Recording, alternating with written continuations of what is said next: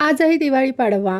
दुपारी जेवण वगैरे केलं आणि संध्याकाळी आम्ही 3-4 वाजल्याच्या दरम्यान स्वामीनारायण मंदिरात गेलो. तिथे गेल्यावर आतमध्ये गाडी वगैरे पार्क केली आणि चप्पल वगैरे ठेवायचे पण तिथे सोय केली होती. चप्पल ठेवून आम्ही मंदिरात आतमध्ये जायला निघालो दर्शन घेण्यासाठी. तर दरवर्षीप्रमाणे इथे अन्नकूट दिवाळी उत्सव होता. तोच उत्सव बघण्यासाठी आम्ही स्वामीनारायण मंदिरात आलो होतो आणि खरंच वेगवेगळ्या रंगबिरंगी फुलांनी, पानांनी मंदिर इतकं सुंदर सजवलं होतं. पाना फुलांची रांगोळी सुद्धा ठिकठिकाणी काढली होती. आम्ही आधी मंदिरात जाऊन छान असं दर्शन घेतलं आणि मंदिरात देवांना सुद्धा 1000च्या वरती भोग दाखवले होते आणि खरंच वेगवेगळ्या कलरच्या मिठाई होत्या आणि एकदम छान सजवल्या होत्या. खूप छान असं बघतच राहावंसं वाटत होतं. मंदिरात मोबाईल स्ट्रिक्टली नॉट अलाउड आहे, त्यामुळे मी तुम्हाला काही मंदिरातलं काहीच दाखवू नाही शकले. त्यानंतर आम्ही बाहेर आलो. बाहेर थोडा वेळ शांतपणे बसलो आणि मग तिथून आम्ही आमच्या ऑफिसला गेलो. तिथे मिस्टरांचा चार्जर राहिला होता आणि लॅपटॉप राहिला होता. तो घेऊन घरी जाताना मला हे 2 छान सुंदर असे उंट दिसले आणि त्यांना बघून व्हिडिओ करण्याचा मोहच मला आवडला नाही. सो व्हिडिओ केला आणि अजून थोडं पुढे गेल्यानंतर संध्याकाळ झाली आणि संध्याकाळच्या लाइटिंग्स वगैरे दिवाळीमुळे रस्त्यावर, दुकानांमध्ये, घरांमध्ये किती सुंदर दिसत होत्या.